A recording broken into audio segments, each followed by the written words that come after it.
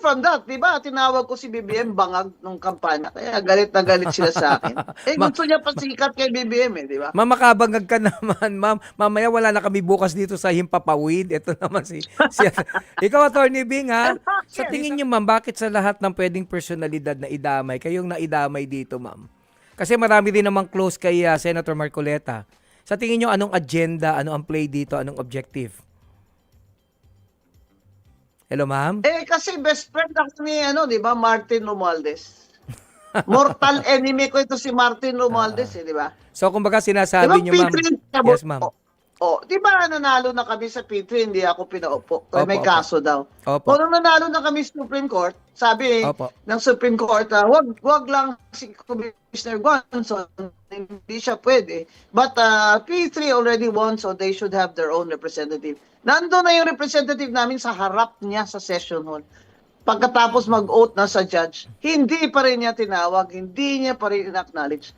Talagang kaya sabi ko, ayaw niya talaga sa akin na maupo kami sa Congress, sa House, kasi noon pa alam ko na ang bentahan ng mga project dyan. Alam ko na yon. Mali lang ako sa porsyento. Oo. So, ibig sabihin, ma'am, kaya hindi kanya inupo dahil alam niya na maaari kang mag-ingay. Tama po ba? Oo, aside from that, di ba, tinawag ko si BBM bangag nung kampanya. Kaya galit na galit sila sa akin. Gusto niya pasikat kay BBM di ba? Ma'am, makabangag ka naman, ma'am. Mamaya wala na kami bukas dito sa Himpapawid. Ito naman ikaw, Attorney Bing, ha? Bakit? Bisa ka lang tatawag Bakit dito, nung kampanya guguluhin mo kay pa yung Nene, programa di ba? namin. Sabi ko, gusto niyo presidenteng bangag? Oo.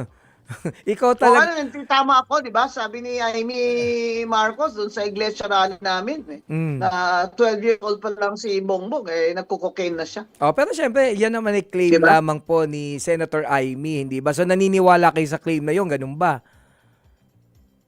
Ipiniwala ko, kapatid niya yun Ganun pala yun. Kapatid niya yun wala siyang it is against her best interest to say that her brother is a drug addict, cocaine addict. Oo. Why would she lie about it? Nililinaw ko lang po, opinion po ito ni Attorney Bing. Ito po, dapat may disclaimer din.